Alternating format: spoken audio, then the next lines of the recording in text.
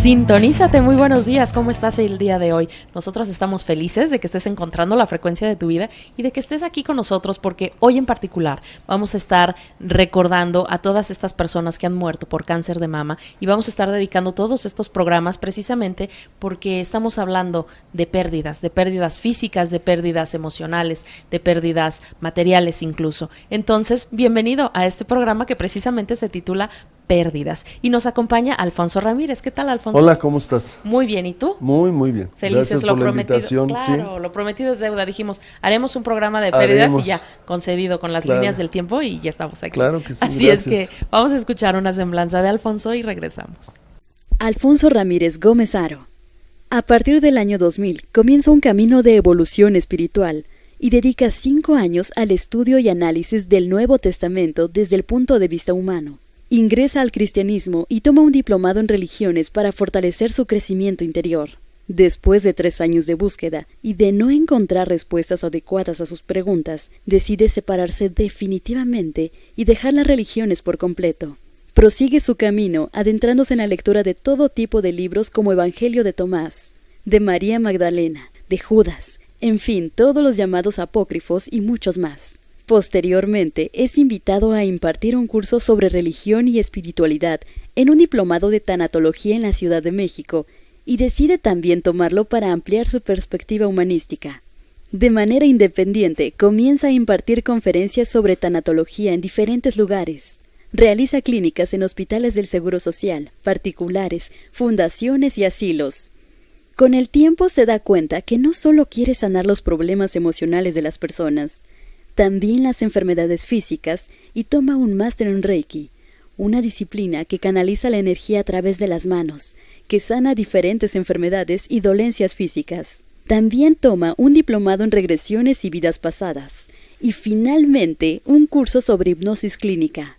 El año pasado viajó a la ciudad de Montevideo, Uruguay, a impartir conferencias y terapias. Hoy en día está dedicado a la consulta y a impartir conferencias y a acudir a entrevistas en diferentes medios de comunicación. Pues Alfonso, la verdad es que ya nos has acompañado en otros programas, sabemos que trabajas esta parte de tanatología y ahorita que estamos ya muy muy cercanos al Día de Muertos, estas festividades en nuestro país en donde recordamos a todas las personas que ya trascendieron, bueno, se nos hizo muy conveniente trabajar de las pérdidas, hablar de las pérdidas que además no nada más son físicas, no nada más son de personas, hay muchos tipos de pérdidas. ¿Cómo empezamos por definir qué es una pérdida? La tanatología, fíjate que esta palabra se acuña, que no tiene que ver con la tanatología contemporánea, pero se acuña por primera vez en 1901, un doctor ruso, el doctor Elías Mechnikov, tanatología forense, como tanatología forense, y llega a formar parte de la medicina, una rama de la medicina.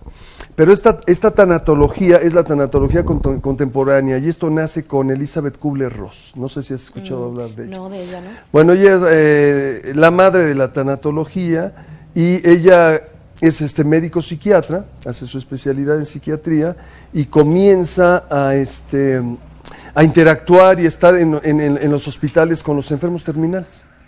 Wow. Y dedica toda su vida, absolutamente. Pero en toda esa gran trayectoria de esta mujer, ella empieza a darse cuenta que la gente próxima a morir y cuando son diagnosticados con muerte clínica, cuando hay un infarto al miocardio y los médicos dicen, bueno, esta persona ya no hay nada que hacer. Y muchas veces los reaniman, vuelven a la vida, no porque hayan muerto, sino simplemente era el proceso. Sí. Orgánico que nos sucedió, ¿no? Y regresan y empiezan a hablar acerca de todo lo que experimentaron. Esto se viene escuchando desde el siglo pasado, o sea, interesantísimo. Y hay un libro de otro psiquiatra, el doctor Moody, Raymond Moody. No sé si lo leíste, un libro que es Vida después de la muerte. Lo famosísimo. he escuchado, sí, he leído la serie. Y habla de todo esto. Pero bueno, esta tanatología es con relación a la pérdida física, así es como nace. Pero posteriormente se va aplicando a todo tipo de pérdida. ¿Por qué? Porque la fase del duelo, cada pérdida se tiene que vivir un duelo. Es forzoso. Duelo simplemente significa dolor. Este es de latín, dolus, dolor. Entonces todos tenemos que pasar esa etapa. Cuando muere un familiar, cuando perdemos un negocio, cuando perdemos a la pareja.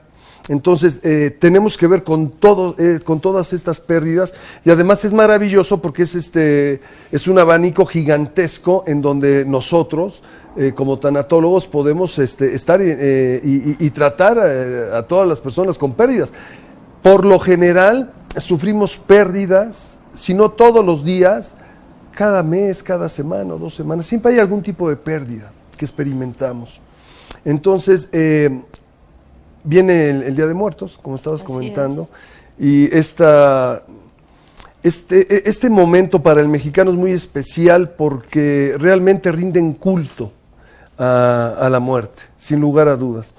Yo como tanatólogo, yo me quedo en la fase donde terminan, por ejemplo, viene la muerte, trasciende, y yo me quedo ahí como tanatólogo. Ya después cada quien que crea y que haga lo que quiera. Claro. Pero finalmente la muerte es el peor momento, creo yo, el momento más difícil que vive un ser humano, que experimenta un ser humano. Es la muerte, la propia muerte. La propia muerte es el proceso de morir, así se le llama. Y cuando un familiar es diagnosticado con una enfermedad terminal, entonces la familia es la que vive el duelo anticipatorio. Esto es muy sencillo, claro. O sea, se está anticipando el duelo, se sabe, claro, se sabe que el familiar va a fallecer, y en estos casos es muy bueno, porque se da la oportunidad de que la familia pueda empezar a vivir el duelo, y poco a poco ir aceptando. Por supuesto que es muy difícil hablar de cáncer, hablar de enfermedades, no sé, SIDA, no sé, en fin, cómo se va deteriorando el familiar, ese organismo, que llegan momentos en donde quisiera uno que no llegara a ese momento. Hablando sí es el tema un poco de la eutanasia, por ejemplo. Es un tema muy complicado, muy difícil. He tenido la oportunidad de ser invitado para hablar de la eutanasia, que tiene que ver forzosamente con esto. La gente debe de morir con dignidad. La gente debe de morir, desde mi punto de vista, sin sufrimiento. Hay tantos adelantos tecnológicos hoy, claro. Médicos hoy, es increíble, hablábamos del internet hace rato, tantos adelantos, que yo me pregunto, porque los debates han sido fuertes, he debatido con médicos, con especialistas, y resulta, yo no soy médico, pero el tema de la eutanasia, hay que respetar la dignidad del ser humano en la muerte. Ese es mi punto de vista. Por supuesto que médicamente, todos los adelantos, el médico, su trabajo es ese, yo lo sé. Y además que bueno, aumentar la vida, alargar la vida. Pero eso en el siglo pasado, si hablamos de 1950, 1940, 60, cuando la medicina no había tantos adelantos, entonces si se alargaba la vida era necesario. ¿Por qué? Porque estaban investigando, estaban tratando de justo de eso. Causas o exacto, cómo prevenirlas. Exacto. Pero ahora ya con tantos adelantos, la vida vivían en 1850 años. Hoy vive el promedio de vidas de 75, 80 años. Entonces ya hay tantos adelantos que mi pregunta es, bueno, ¿qué necesidad de alargar?